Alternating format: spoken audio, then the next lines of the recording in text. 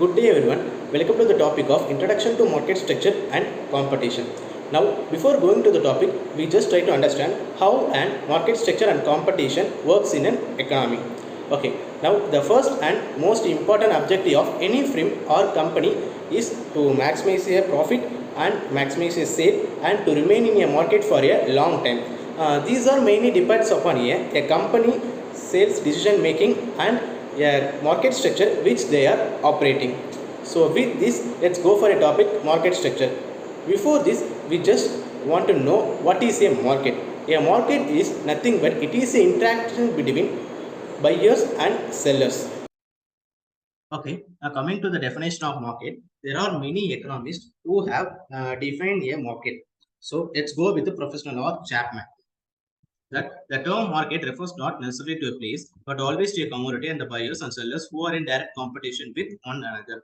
Then the another economist, which Benham, any area over which buyers and sellers are in such close touch with one another, either directly or through dealers, that the price obtainable in one part of the market affects the paid on another parts. That is, it is mainly an interaction of buyers and sellers through direct or indirect, that is the intermediate person, or through dealers, and the places may be cities or states or regions or countries.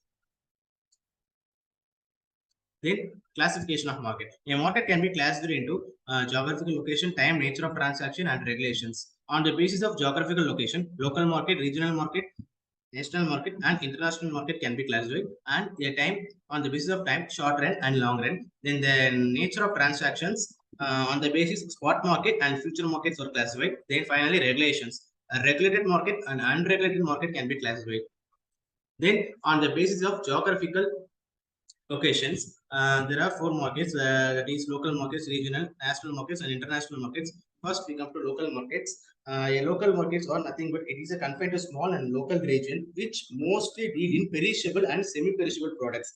That is the products they produce in shorter duration of time. For example, vegetable shops. Here, vegetables are sold in an open market where interaction happens at same places. Then comes to regional market, it can cover a much wider area compared to a local market. It consists of a district, a state, or a group of states. For example, mangoes, which will originate at Salem in Tamil Nadu, then it will be exports to all the districts and states. Then coming to national and international markets, it has a very wide range. The market base expands and the profit of the company also expands. It can be through international range. That is, it involves the movement of goods and services across international borders, and the entire world is treated as a single marketplace. For example, gold and petroleum are traded across the international borders. Then, on the basis of time, it can be classified as short-term markets and long-term markets. As the name suggests, short period markets are generally for a short period of time, which can range between hours or a month. These are mainly for perishable foods, and the long period markets can last anywhere between a few weeks to a few years. These are generally for consumers and industrial goods and services which do not perish easily during storage. Then, on the basis of transactions, it can be a spot market and future markets. When coming to the spot market, a market where delivery or handling over a good is made immediately after sale is called spot market. That is, the price of the product is paid immediately at spot, and ownership of the product transferred to the buyers. Then, when coming to the future market, in this type, the contract is signed for sale of product in future, but no delivery of product is made. For example, gold and crude oil are being traded in future markets. Then, on the basis of regulation, it will be the regulated markets and unregulated markets. The first, regulated markets. The markets are being regulated by certain authorities. That is, for example, stocks for SEBI. Then, for example, RBI, Reserve Bank of India, where all other banks like CUB, SBI are must be follow established rules and regulations and legal process of RBA. And these banks are controlled by Reserve Bank of India. Then coming to the competition.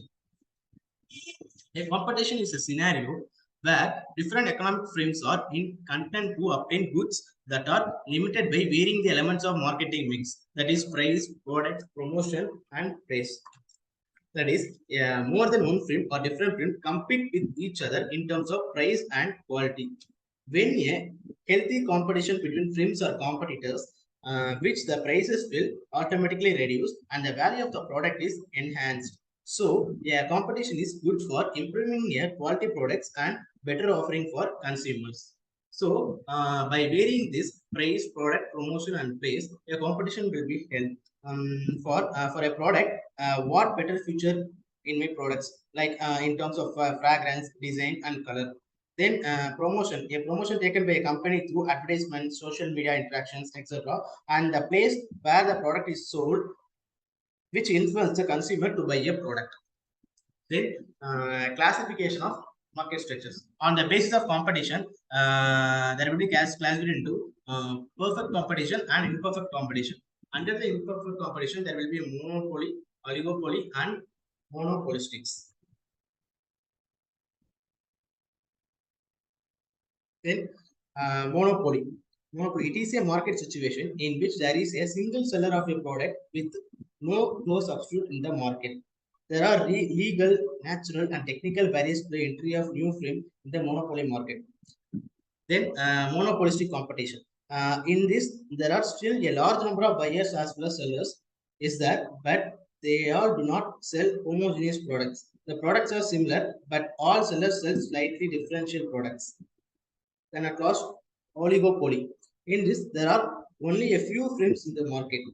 While there is no clarity about the number of films, 3 to 5 dominant films are considered the norm. So in the case of oligopoly, the buyers are far greater than the sellers.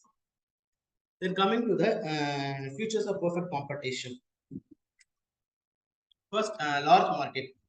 So that is, there is a large number of consumers to buy this product and large number of sellers to sell their products. And this market will exist in few areas and not practicable to everywhere. An example such as agricultural, vegetable markets, milk produce across areas, and fish market.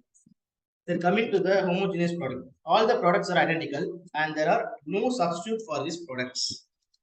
Then coming to freedom to enter or exit the market. That is, a seller can enter the market at any point of the time and exit as when he decides. There is no restrictions for entry and exit. That is, a seller can use their product for own use also. Then coming to the cheap and efficient transportation. That is, transportation cost is not involved when it comes to a small quantity of products. So there is completely absence of transportation cost, so that the price of the product is not influenced. Then perfect information availability. Sellers have full market knowledge of product cost, technological requirements, marketing tactics, etc. On the other hand, the buyer is fully informed about products availability, future quality, and prices. Hence, manipulating the market by either party is not possible. So, finally, I just want to summarize a concept what we have gone through. First, we have discussed market, what is a market, then different types of market, then competition, then different types of market structures, and finally, we have seen features of market structures, perfect market structures. Then, I hope you have understand how and market structures and competition works in an economy. Thank you.